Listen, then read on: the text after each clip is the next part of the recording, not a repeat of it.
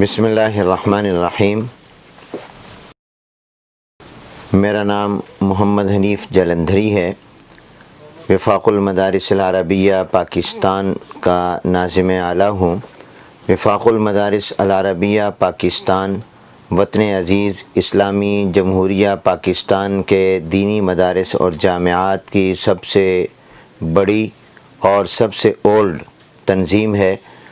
اس کا قیام 1959 میں عمل میں آیا تھا۔ جامعہ خیر المدارس ملتان، جس کا میں محتمم اور سربراہ ہوں، اسی میں اس کا پہلا اجلاس ہوا اور اس تنظیم کی بنیاد رکھی گئی۔ وفاق المدارس العربیہ پاکستان سے اس وقت کراچی سے پشاور، کوئٹہ سے گلگت، مظفر آباد یعنی پاکستان کے چاروں صوبوں، آزاد کشمیر، گلگت، بلتستان اور قبائلی علاقہ جات سمیت ہر گاؤں اور دیہات، چھوٹے بڑے شہروں کے تقریباً 15,000 مدارس اور جامعات ملحق ہیں، اور ان 15,000 مدارس میں 2 ملین یعنی 20 لاکھ طلباء اور طالبات زیر تعلیم ہیں۔ دینی مدارس اور جامعات کا یہ سب سے بڑا نیٹ ورک ہے، اور عالم اسلام میں اتنے بڑے تعلیمی نیٹ ورک کی کوئی مثال نہیں ہے۔ گزشتہ 16 سال سے تقریباً میں اس تنظیم کا سیکریٹری جنرل ہوں۔ اس حوالے سے دینی مدارس کے نصاب تعلیم اور نظام تعلیم اور دینی مدارس کے نظام امتحان اور دینی مدارس کے بارے میں کیے جانے والے اعتراضات کے جوابات کے حوالے سے گفتگو کر رہا ہوں۔ دینی مدارس کی تاریخ اتنی ہی پرانی ہے جتنی پرانی تاریخ اسلام کی ہے۔ اسلام اور دینی مدارس یہ دونوں ساتھ ساتھ چلتے ہیں، اس لیے کہ رحمت عالم حضور اکرم صلی اللہ علیہ وسلم پر سب سے پہلی وحی جو غار حرا میں نازل ہوئی وہ اقرأ بسم ربک الذی خلق خلق الانسان من علق اقرأ وربک الاکرم الذی علم بالقلم علم الانسان ما لم یعلم۔ سب سے پہلا حکم اللہ نے جناب نبی کریم صلی اللہ علیہ وسلم کو یہ نہیں دیا کہ آپ توحید کی دعوت دیں، سب سے پہلا حکم یہ نہیں دیا کہ آپ اپنی رسالت کا ذکر فرمائیں، سب سے پہلا حکم یہ نہیں دیا کہ جہاد کی طرف لوگوں کو بلائیں، بلکہ سب سے پہلا حکم تعلیم کا دیا، پڑھنے کا دیا، اور آپ کے ذریعے پوری امت اور انسانیت کو یہ حکم دیا گیا۔ تو سب سے پہلی جو وحی آئی وہ پڑھنے کی آئی، اور صرف اتنا نہیں آیا کہ پڑھیے، بلکہ فرمایا گیا کہ اپنے رب کا نام لے کر پڑھیے۔ گویا اس بات کی طرف اشارہ کیا گیا کہ پڑھنا وہ ہے جس سے رب کی اور خالق کی پہچان ہو، جس سے اللہ تعالیٰ کی معرفت ہو، جس سے اللہ کی ذات و صفات کا اور احکام کا پتہ چلے۔ اور ظاہر ہے کہ یہ تعارف دینی علوم سے ہوتا ہے، شریعت کے علوم سے ہوتا ہے، وحی اور نبوت کے علوم سے ہوتا ہے۔ تو اس لیے دینی مدارس کی تاریخ اور اسلام کی تاریخ ایک ساتھ چلی ہے۔ رحمت عالم حضور اکرم صلی اللہ علیہ وسلم نے مکۃ المکرمہ میں دار ارقم میں دینی مدرسے کی بنیاد رکھی۔ ہجرت کے بعد مدینہ طیبہ تشریف لائے تو سب سے پہلے جہاں مسجد نبوی کی تعمیر فرمائی، وہیں اسی مسجد نبوی میں صفہ چبوترے پر مدرسہ بھی قائم فرمایا۔ تو اسلام کو مدرسے سے اور مدرسے کو اسلام سے الگ نہیں کیا جا سکتا۔ ہماری تاریخ میں اسلام کی تعلیم کا بنیادی جو مرکز اور محور ہوتا تھا وہ مدرسہ ہی ہوتا تھا۔ چنانچہ آپ اگر اسلامی تاریخ کا مطالعہ کریں تو آپ کو وہاں تعلیم کا کوئی دوہرا نظام نظر نہیں آئے گا، بلکہ اس میں یکسانیت نظر آئے گی۔ ایک ہی چھت کے نیچے دینی علوم بھی ہوتے تھے اور جدید تعلیم بھی ہوتی تھی، دور حاضر کی جو وقت کی ضرورت ہوتی تھی اس کی تعلیم بھی ہوتی تھی۔ بر صغیر پاک و ہند میں جب مغربی استعمار آیا اور اس نے وہاں آ کر قبضہ کیا تو وہاں آ کر دینی تعلیم کو وہاں سے بے دخل کر دیا گیا، اور فوری طور پر دینی تعلیم کے سلسلے کو بند کر دیا گیا۔ تو ضرورت پڑی کہ دینی علوم کی افادت اور اشاعت کا کوئی سلسلہ جاری ہو۔ چنانچہ ہمارے اکابرین نے اور علماء نے دینی علوم کی حفاظت اور اشاعت کے لیے وہاں ایک نظام قائم کیا، اور اس طرح پر دینی علوم محفوظ رہے اور آج تک الحمدللہ محفوظ ہیں۔ اس سے یہ بات معلوم ہوئی کہ تعلیم کو تقسیم کرنے کی ذمہ داری علماء پر نہیں ہے بلکہ ارباب اقتدار پر اور حکومتوں پر ہے۔ دینی تعلیم اور دنیاوی تعلیم، یہ فرق جو قائم کیا گیا یہ علماء کی طرف سے نہیں کیا گیا۔ علماء کو تو مجبور کر دیا گیا کہ وہ دینی علوم کی حفاظت کریں، جب دینی علوم کو اور قرآن و سنت کے علوم کو بے دخل کر دیا گیا اور ان کو نکال دیا گیا۔ ہمارے نصاب تعلیم میں جہاں پر فقہ ہے، اصول فقہ ہے، حدیث ہے، اصول حدیث ہے، تفسیر ہے، اصول تفسیر ہے، عربی ادب ہے، عربی گرامر ہے، فصاحت و بلاغت ہے، منطق و فلسفہ ہے، وہاں پر جدید تعلیم کے مضامین بھی ہیں جن میں انگلش ہے، سائنس ہے، میتھ ہے، مطالعہ پاکستان ہے، اسی طرح کمپیوٹر سائنسز کے کورسز ہیں۔ دینی مدارس کی خدمات اور دینی مدارس کے نظام کو سمجھنے کے لیے ضروری ہے کہ ان کے نصاب تعلیم کا جائزہ لیا جائے۔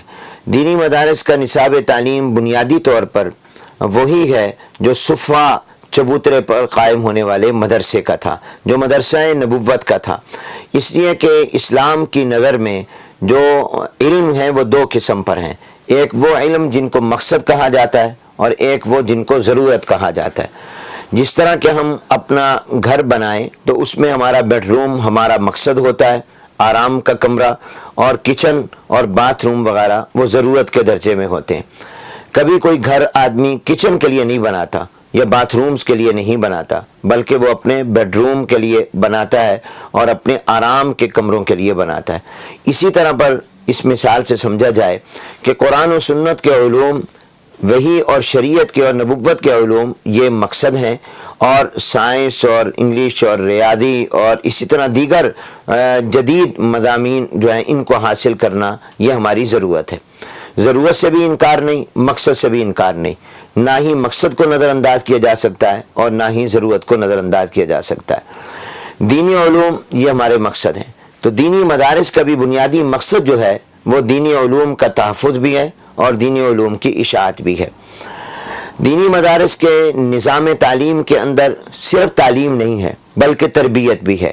گویا ہمارا نصاب تعلیم جامع ہے قدیم و جدید علوم کا، اور ہمارے نظام تعلیم جامع ہے تعلیم کا بھی اور تربیت کا بھی، کیونکہ تعلیم کا اصل مقصد جو ہوتا ہے وہ انسان بنانا ہوتا ہے۔ آج بدقسمتی سے تعلیم کو تجارت بنا دیا گیا، جبکہ اسلام کی نظر میں تعلیم تجارت نہیں ہے، بزنس نہیں ہے، پیسہ کمانے کا ذریعہ نہیں ہے، بلکہ تعلیم جو ہے وہ عبادت ہے، وہ مشن ہے، وہ مقصد ہے۔ اس لیے کہ قومیں اور انسان اور افراد اور معاشرے وہ تعلیم سے بنتے ہیں۔ پروردگار عالم نے بھی جب ملائکہ اور فرشتوں نے کہا کہ ہم عبادت کے لیے کافی ہیں، تو جواب میں آدم علیہ السلام کا علم پیش کیا اور آدم علیہ السلام کی علمی شان کو ان کے سامنے پیش کیا۔ گویا عبادت سے بھی زیادہ اہم علم ہے، اس لیے کہ اگر علم ہوگا تو پھر اس صورت کے اندر عبادت بھی صحیح ہوگی۔ تو میں عرض یہ کرنا چاہتا ہوں کہ تعلیم کا بنیادی مقصد انسان سازی ہونی چاہیے، مردم سازی ہونی چاہیے، افراد سازی ہونی چاہیے۔ چنانچہ پروردگار عالم نے جناب نبی کریم صلی اللہ علیہ وسلم کی بعثت کے جو مقاصد بیان فرمائے، لقد من اللہ علی المؤمنین اذ بعث فیہم رسولا من انفسہم یتلو علیہم آیاتہ ویزکیہم ویعلمہم الکتاب والحکمہ، اس کی روشنی میں حضور علیہ السلام کے دنیا میں تشریف لانے اور اللہ کے بھیجنے کے 4 مقصد ہیں۔ نمبر 1 تلاوت آیات قرآنی، یعنی قرآن کریم کی آیات کو صحیح اور اس کے قواعد اور ضوابط اور تجوید کے مطابق پڑھانا۔ دینی مدارس میں اس کا شعبہ قائم ہے، اور جو اس کا تو شعبہ تحفیظ ہے، ناظرہ ہے، اس کا مقصد یہ ہے کہ قرآن کو صحیح پڑھنے کا طریقہ سکھایا جائے، کیونکہ قرآن کی تلاوت کے اپنے آداب اور اصول اور ضوابط ہیں اور قواعد ہیں، اس لیے اللہ نے مستقل حضور کی زندگی کا ایک مقصد اس کو بتایا۔ دوسرا مقصد ہے تعلیم کتاب، یعنی قرآن کریم کے الفاظ کے معانی اور علوم بتانا۔ دینی مدارس میں جو کتب کا شعبہ ہے جس کو ہم درس نظامی کہتے ہیں، اس کا بنیادی مقصد بھی یہی ہے۔ تیسرا مقصد ہے حکمت کی تعلیم۔ حکمت بڑا جامع ہے، اس سے مراد اہل علم نے سنت کو بھی لیا ہے، یعنی قرآن کریم کے علوم اور حضور علیہ السلام کی عملی زندگی، اس کی تعلیم دینا، یہ بھی دینی مدارس میں ہے اور یہ تربیت میں آتا ہے۔ اسی طرح آگے یزکیم تزکیہ ہے کہ انسان کو انسان بنانا اور اس کو اچھے اخلاق اور کردار سکھانا، یہ بھی الحمدللہ دینی مدارس کے نظام کا حصہ ہے۔ تو تلاوت آیات، تعلیم کتاب، تعلیم حکمت اور تزکیہ، یعنی انسان کو برے عیبوں سے اور برے خیالات سے اور برے نظریات سے پاک کرنا اور اس کو اچھے اور پاکیزہ عقائد و نظریات اور اعمال کی تعلیم دینا، یہی جو مقصد ہیں نبوت کے اور حضور کی بعثت کے، یہی دینی مدارس کے مقصد ہیں۔ بعض لوگ یہ کہتے ہیں کہ دینی مدارس کا نصاب تعلیم جامد ہے، تو حقیقت یہ ہے کہ یہ ناواقفی کی دلیل ہے۔ دینی مدارس کا نصاب تعلیم جامد نہیں بلکہ متحرک ہے اور وقت کے تقاضوں سے ہم آہنگ ہے۔ باقاعدہ ہر دور اور زمانے میں دینی مدارس کے نصاب میں ضرورت کے مطابق تبدیلیاں ہوتی رہیں، لیکن بنیاد وہی رہی، قرآن و سنت کے علوم۔ بنیاد میں تبدیلی کیے بغیر جتنے بھی ممد اور معاون علوم ہو سکتے ہیں اور وقت کی ضرورت ہوتے ہیں، وہ ان کا اضافہ ہوا اور ہو رہا ہے۔ چنانچہ ملا نظام الدین سہالوی رحمۃ اللہ علیہ نے جو درس نظامی بر صغیر میں مرتب کیا تھا، ان کے دور سے لے کر آج کے دور تک اس میں 20 تبدیلیاں ہو چکی، اور ہمارے وفاق المدارس کی باقاعدہ نصاب کمیٹی ہے جو وقتاً فوقتاً حالات کا جائزہ لیتی رہتی ہے اور نصاب میں تبدیلی کرتی رہتی ہے۔ لہذا یہ لوگوں کا کہنا اور بعض لوگوں کا یہ خیال کہ دینی مدارس کا نصاب تعلیم جامد ہے اور دینی مدارس کا نصاب فرسودہ ہے، یہ غلط ہے۔ دینی مدارس کا نصاب وقت کے تقاضوں سے ہم آہنگ ہے، متحرک ہے، وقت کے ساتھ ساتھ اس میں تبدیلی ہوتی ہے۔ ہاں البتہ اس کی جو بنیاد ہے قرآن و سنت کے علوم، اس میں کوئی تبدیلی نہ ہوئی ہے نہ ہوگی، اس لیے کہ قرآن قیامت تک کے لیے ہے، اس کے علوم قیامت تک کے لیے ہیں۔ جناب نبی کریم صلی اللہ علیہ وسلم کی زندگی جو ہمارے لیے آئیڈیل ہے اور اللہ نے اس کو آئیڈیل قرار دیا، اور آپ نے جو عملی طور پر قرآن کی تصویر و تفسیر پیش کی ہے، وہ بھی ہمارے لیے قیامت تک کے لیے ہے اور اس کے اندر بھی کوئی تبدیلی نہیں ہے۔ اس کے علاوہ جتنے بھی کوئی معاون علوم ہو سکتے ہیں، اس کے اندر اضافہ بھی ہوا، تبدیلی بھی ہوئی اور کمی بھی ہوئی۔ یہ بھی کہا جاتا ہے کہ دینی مدارس کا نصاب تعلیم، اس سے فرقہ واریت پیدا ہوتی ہے۔ میں سمجھتا ہوں کہ یہ بالکل غلط ہے، اس لیے کہ دینی مدارس جو ہیں ان کا یہ نصاب تعلیم تو جناب نبی کریم صلی اللہ علیہ وسلم کے دور سے چلا آ رہا ہے، اور جب اس نصاب نے پہلے کسی دور میں فرقہ واریت کو جنم نہیں دیا، آج وہ کیسے فرقہ واریت کو جنم دے سکتا ہے؟ اور یہ نصاب تعلیم بنیادی طور پر دنیا کے کئی ممالک میں ہے اور وہاں اس طرح کی کوئی صورتحال نہیں ہے جیسی بعض ملکوں میں ہے، تو اس کی وجوہات اور اسباب کچھ اور ہیں۔ یہ بھی کہا جاتا ہے کہ دینی مدارس جو ہیں ان کے اندر تشدد کی تعلیم دی جاتی ہے۔ میں نے اپنی زندگی کے تقریباً 50 سال مدرسے میں ہی گزارے ہیں، بچپن بھی، جوانی بھی اور عمر کے اس حصے میں بھی میں دینی مدرسے سے وابستہ ہوں۔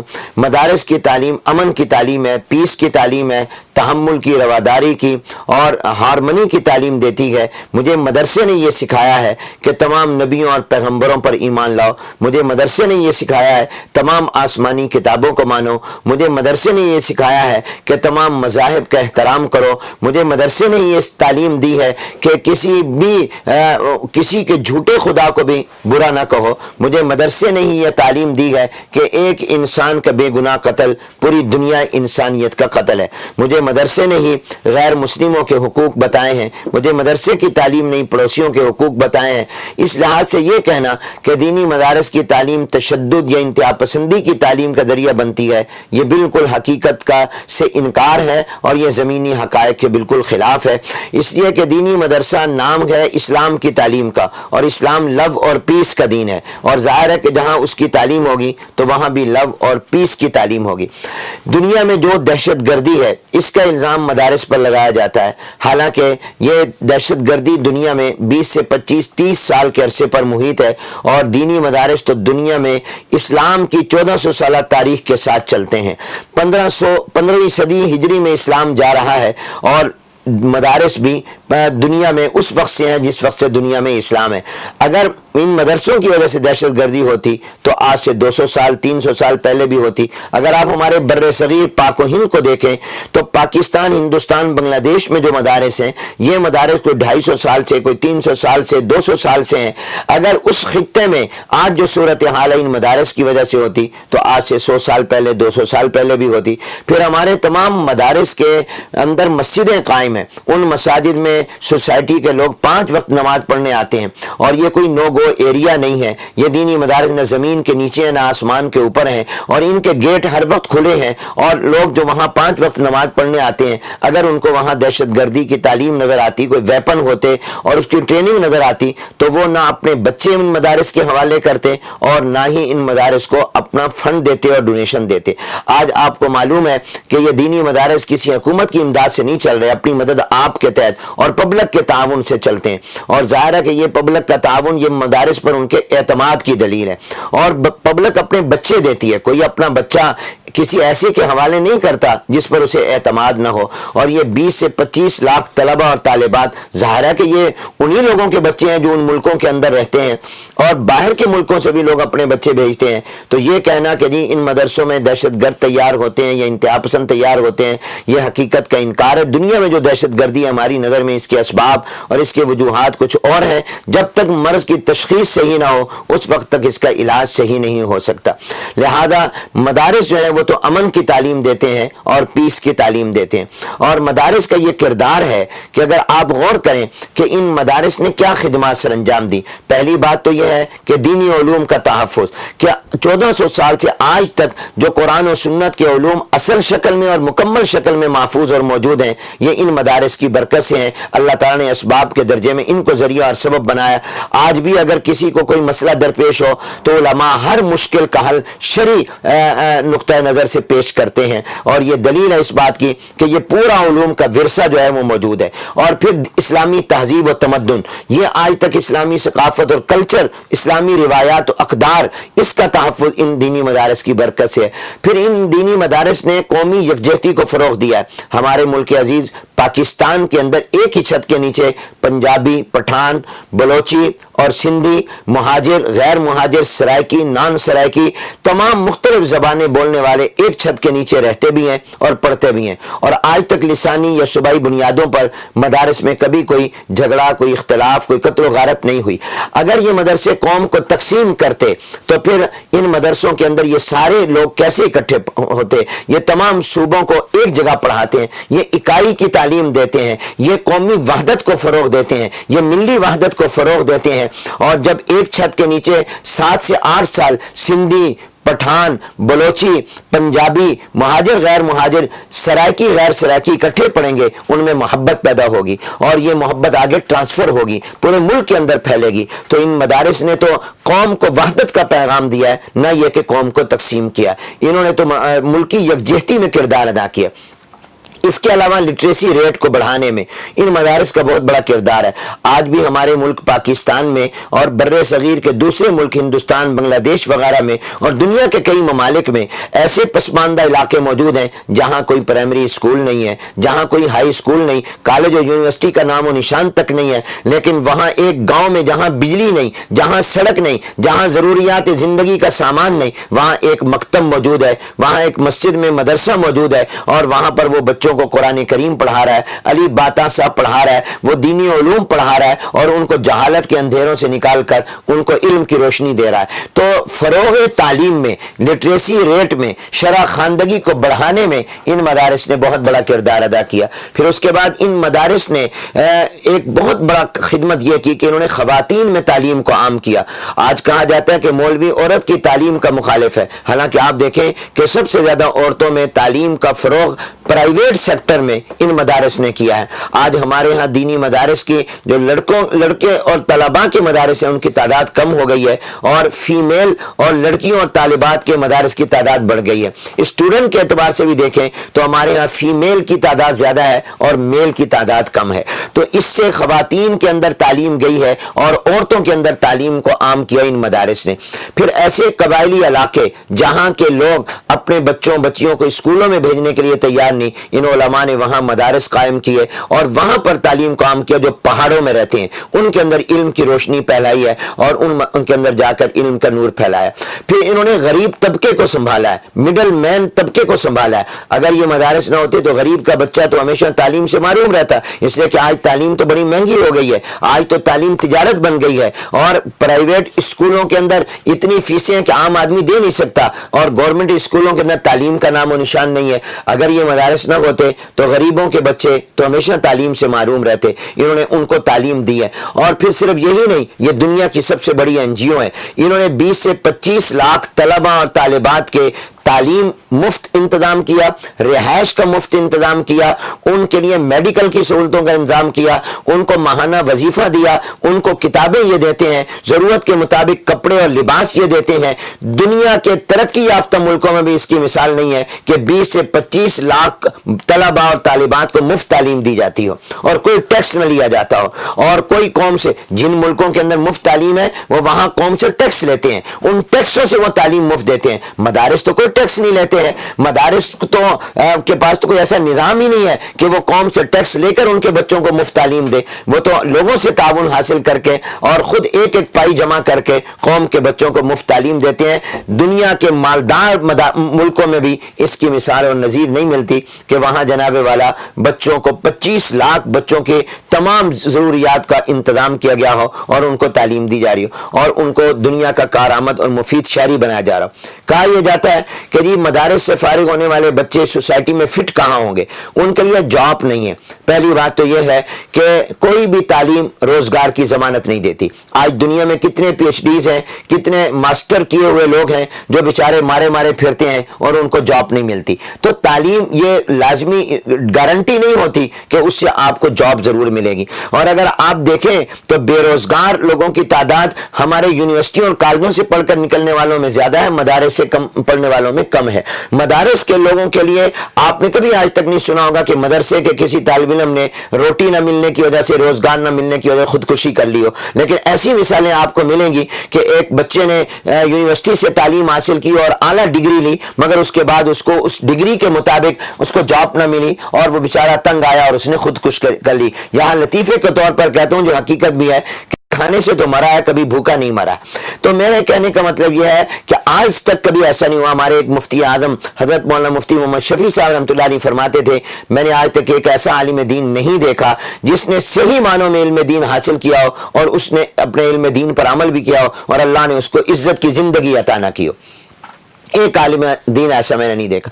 تو اس لحاظ سے پہلی بات تو یہ ہے کہ تعلیم کوئی روزگار کی ضمانت نہیں. دوسرا یہ کہ اس کا تناسب دوسری جانب میں زیادہ ہے. اور تیسری بات یہ ہے کہ ہمارے جو طلباء ہیں وہ بہت سارے ایسے ہوتے ہیں جو آگے PhD کرتے ہیں، تخصصات کرتے ہیں، بعض یونیورسٹیوں میں جاتے ہیں، اسلامیات کے لیکچرار لگتے ہیں، اور بعض ایسے ہوتے ہیں جو مدارس میں ٹیچر لگ جاتے ہیں، اور بعض مساجد میں جاتے ہیں. مساجد کے اندر جا کر قوم کو مذہبی رہنمائی مہیا کرنا، جس کو کہا جاتا ہے مذہبی سروسز، یہ بھی تو آخر قوم کی ضرورت ہے. یہ انہی دینی مدارس نے ان کو مہیا کی ہے اور اس ضرورت کو بھی دینی مدارس نے پورا کیا ہے. اور اس کے باوجود الحمدللہ دینی مدارس کے طلباء جو ہیں ان کے لیے کئی جگہ پر خدمات کے مواقع ہوتے ہیں. وہ ملک اور بیرون ملک اپنی خدمات سر انجام دیتے ہیں. اور پھر بھی اگر یہ کہا جائے کہ مدارس کے طلباء جو ہیں وہ سوسائٹی کے عام شعبوں میں نہیں آتے تو اس کی وجہ یہ ہے کہ ہم نے خود ان کے لیے دروازے بند کیے ہوئے ہیں. اگر ہم اپنے ملکی نظام کے اندر اسلام کو لے آئیں، اگر ہمارا عدالتی نظام اسلام کے مطابق ہو تو آپ کو مولوی عدالت میں پریکٹس کرتا نظر آئے گا، وہاں بطور وکیل اور بطور وہاں پر لا کا ذمہ دار بنتا نظر آئے گا، آپ کو مولوی بطور جج نظر آئے گا. اگر ہم اپنے بینکوں کے اندر اسلام کے مطابق لین دین شروع کر دیں اور ہماری تجارت اسلامی تجارت ہو جائے تو آپ کو علماء کی ضرورت پڑے گی. اسی طرح آپ دیگر طبقات میں دیکھ لیں. اصل وجہ یہ ہے کہ ہم نے دین کو اپنے نظام سے نکالا. آج ہم دین کو واپس لے آئیں تو دین جاننے والے پرزوں کی ہمیں ضرورت پڑ جائے گی، ہمیں پھر ان کو لانا پڑے گا. تو اس کی ذمہ داری بھی میں سمجھتا ہوں کہ اصل ہماری حکومتی نظام پر ہے، ہمارے ملکی نظام پر ہے. اگر ہم آج بھی اپنا ملکی نظام اسلام کے مطابق بنائیں تو اسلامی علوم کا علم رکھنے والے اور ماہرین شریعت کی ضرورت دنیا ہر میدان میں آپ کو پڑے گی اور وہ ہر جگہ پر آپ کو اپنی خدمات پیش کرتے ہوئے نظر آئیں گے. ان دینی مدارس کی خدمات کے ساتھ ساتھ ان کی ایک بہت بڑی خدمت یہ ہے کہ انہوں نے آج تک الحمدللہ قوم کی ہر مشکل وقت میں رہنمائی کی ہے اور کوئی ایسا مرحلہ نہیں آیا کہ قوم کو کسی دینی رہنمائی کی ضرورت پڑی ہو اور وہاں پر ان کو رہنمائی مہیا نہ کی گئی ہو. اور ان کا یہ بھی ایک بہت بڑی خدمت ہے کہ انہوں نے کسی حکومت پر بوجھ نہیں بنے، بلکہ انہوں نے عوام کے تعاون سے اپنی مدد آپ کے تحت اپنے ان اداروں کا اور اپنے اس مدارس کا نظام چلایا ہے. اس لحاظ سے میں یہ سمجھتا ہوں کہ مدارس کی خدمات کو تو ہمیں خراج تحسین پیش کرنا چاہیے، نہ یہ کہ ہم دینی مدارس پر کوئی انگلیاں اٹھائیں. اور آج دنیا میں جو واقعات بھی ہوئے جن کے حوالے دیے جاتے ہیں، مثال کے طور پر 9/11 کا واقعہ ہے یا 7/7 کا واقعہ ہے، ان واقعات میں کوئی ایک شخص بھی جو ان ملکوں نے اپنی انویسٹیگیشن رپورٹ دی ہے، کسی ایک کا تعلق بھی ڈائریکٹ یا انڈائریکٹ مدرسے سے نہیں ہے، کسی ایک نے مدرسے کے اندر تعلیم حاصل نہیں کی ہے. لہذا ان مدارس کے اوپر الزام لگانا میں سمجھتا ہوں کہ یہ ناانصافی بھی ہے، یہ زیادتی اور ظلم بھی ہے. دینی مدارس کے کردار کو سمجھنے کے لیے دینی مدارس کا وزٹ کرنا ضروری ہے. میں 20 لاکھ طلباء اور طالبات اور 15,000 مدارس کے نمائندے کی حیثیت سے پوری دنیا کو دعوت دیتا ہوں، اور ان میں تمام مذاہب کے لوگوں کو دعوت دیتا ہوں کہ وہ آئیں اور آ کر ہمارے نظام کو خود دیکھیں. اور جب وہ ہمارے نظام کو خود دیکھیں گے تو وہ خود یہ کہیں گے کہ جو خدمت آپ سر انجام دے رہے ہیں انسانی حوالوں سے بھی شاید دنیا میں اس کی مثال نہیں ملتی، اور وہ ہمیں گولڈ میڈل دیں نہ کہ کوئی الزام دیں. وما علینا البلاغ.